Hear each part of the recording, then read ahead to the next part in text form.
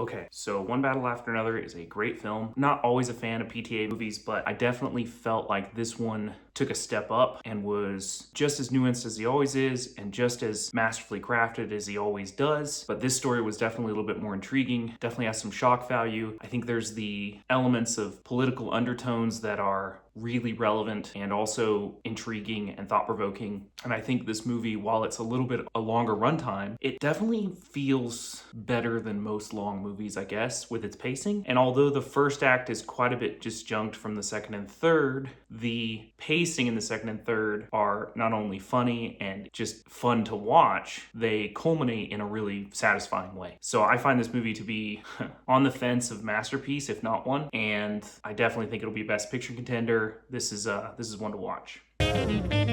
Some of the negatives I have from this film are really just nitpicks. I think that the best stuff of this movie is that it is nuanced, and when it does go a little bombastic, it's very satirical and comical. So, the small things that I nitpick about, maybe it's a certain character interaction, maybe it's a specific analog for political whatever you want to say, both sides, left and right, are meaningless to the overall experience of the film, because by the time you reach the end, it's just such a delight and such a really great sense of closure that it just works. There's a cyclical nature to their story, the fact that she is her mother's daughter, and the fact that he still is somewhat on the sidelines, even though at the beginning he wasn't. But how much of that was his wife egging him on versus he just stepped away, Bob, I mean. But the good things in this film far outweigh any negatives. And, all of these performances are top-notch and awards-worthy. I mean, when Tiana Taylor is a force in her role, and she's even the one that you think you should pull for until you realize that she's the selfish one. And I think that her loss in the, scene-to-scene interactions is felt. And anytime that that's the case, an acting performance has really nailed it. I think a really good example of this is Mahershala Ali in Moonlight, because he's not in anything but the first act, but you miss him. So I think she kind of pulls that same performance and does that same gravitas, and then also gives us kind of that shock value with Sean Penn and her's relationship to the point that it's just fascinating. And I'll get to Sean Penn in a moment, but the Taylor performance being a catalyst for the rest of the movie is kind of awesome. Like it works so well. And then you couple that with the aftermath of that, which is this girl grows up and her dad's kind of a stoner, and then they have to deal with Sean Penn coming back, Lockjaw coming back. All of those things really, really work narratively. So the elements that are at play here that culminate in a 3-car chase down a straight road, mostly straight, and just through some hills it's cool, man. It has that old, almost like Western cowboys chasing each other with horses through the desert vibe. It also has, I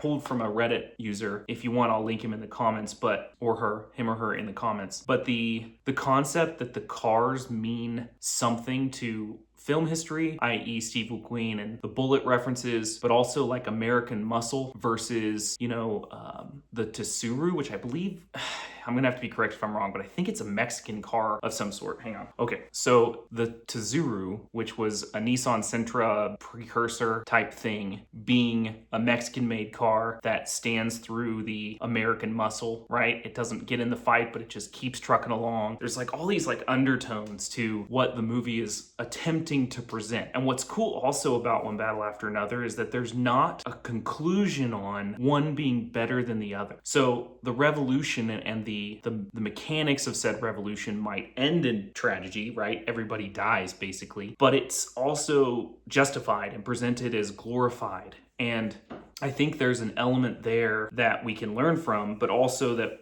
presents the current state of what we're all fighting over, which is this idea that ICE has complete control of people, and that there's this problem with immigration, and that there's an overabundance of illegal people here, and all of those political arguments get played out in a very nuanced, under the radar way in guise of a satire, funny kind of thriller action action adventure movie. So some of those dichotomies that I think are really good is that the mother, while presented as a glorified and awesome revolutionary, is also a selfish, manipulative person. Not to mention, she just leaves her daughter, completely abandon her to not even her dad, even though it was her dad.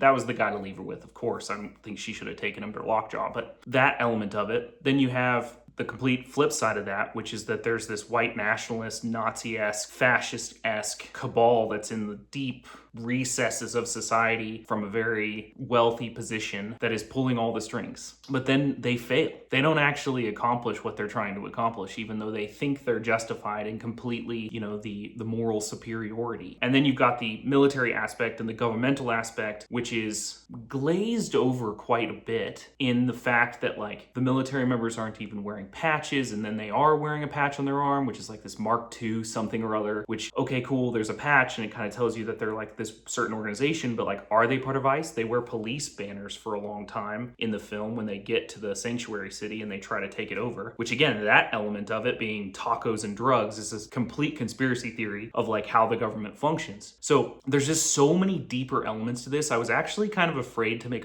a video about this because I don't have a lot of expertise to be able to make comments on some of these decisions and these nuanced like arguments about how society is going right now. And the satirical elements, while they might be mostly false, there might be some truth in there too, and I can't comment on any of that. But what I will say is that this movie was fun to watch. It had some awesome set pieces, specifically that car chase at the end, and the people feel real and they earn their ideologies, if you will. And to see that played out in Sean Penn, for example, and his tragedy is just masterful. He is getting an award for that. He is so good in this film, and he's up against Leonardo DiCaprio, who is so good in this film, not to mention Teyana Taylor. And the daughter also, Chase Infinity, is just so simple in the way that she acts this out and yet nails every moment. And you actually believe that she can handle herself at the end of the film. It's just really, really well-made movie. It's just good. And I keep going back and forth on whether or not it's excellent or masterpiece. I think I'm convincing myself at this point that it's just a masterpiece. I would put this up there with The Master and Boogie Nights for PTA's best stuff. Like, I think The Masters might still be my favorite of his, and Boogie Nights comes in close, but this one's fighting for that second spot. It's a wonderfully made film. It's funny. Leo DiCaprio has a meme-like response when he says "life" really crazily in the film, and it's just, I'm never gonna forget that. Like, it's so good. So before I keep just meandering about saying it's good, what did you guys think? I think that I need some feedback on some of the political nature of it, some of the nuanced nature of it. There's been a lot of write-ups online about it already that are just absolutely incredible. And like I said, I almost didn't make a video of this one because I don't think I'm qualified to do that, but I do want to be part of that conversation. And I think it's relevant and interesting and fun, and it's a good time at the movies. Why wouldn't you want that? So let me know down in the comments what you guys think. Don't forget to like and subscribe. Thanks for watching.